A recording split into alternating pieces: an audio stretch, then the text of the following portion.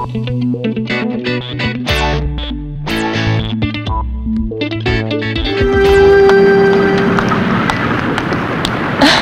Roberta!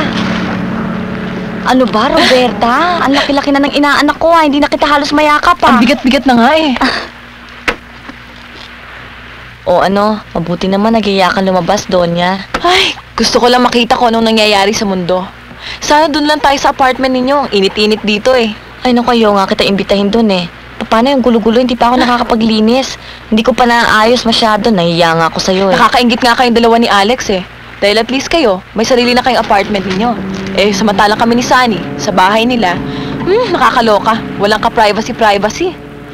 Alam mo ba, lagi ko siyang niyayayang umalis na ron? At alam mo ba kung ano lagi niyang sinasagot sa akin? Alam, Sunny eh ba't pa tayo aalis dito? Samantalang komportable naman ang buhay natin dito. May tagalaba, may tagaluto, may tagaplansya para sa atin. Abay, tanga ka na lang kung aalis ka rito. Exactly. Uy, Roberta, ano ba yan? Makakasama sa bata yan Ay, nako. Ito naman, para ko na naman naririnig si Sunny. Kaya nga ako walis sandali, para makapag-rebelde. Oh, gusto mo? Ayoko. Mamayat ako dyan eh. Uy, siya nga pala. Meron nga pala akong pasalubong para sa'yo. Ano ba pinaglilihan mo? Pero hindi na bale. Kailangan matikman mo to. Kasaba cake ko to, akong gumawa nito. Kailan ka pa ba naman natutong gumawa niyan? Akala mo kaya kong gumawa ng kahit ilan niya sa loob na isang araw Umu-order kasi sa akin yung mga kapitbahay ko eh. Pinagbibili mo? Oo, at saka hindi lang yan, nagtitinda pa ako ng ice candy. Meron akong orange, meron akong grape, meron akong avocado.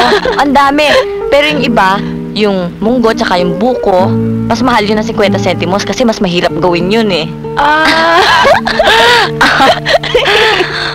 Uy, pero huwag kang magtawa dahil yung mga kinikita ko dyan, pinababayad ko ng electric bill namin. O sige, tikman mo na. Teka muna, pakihawakan muna to, ha? Kasi pasiga-sigarilyo ka pa kasi. Eh, kaya nga, nagre-rebelde. Tikman mo.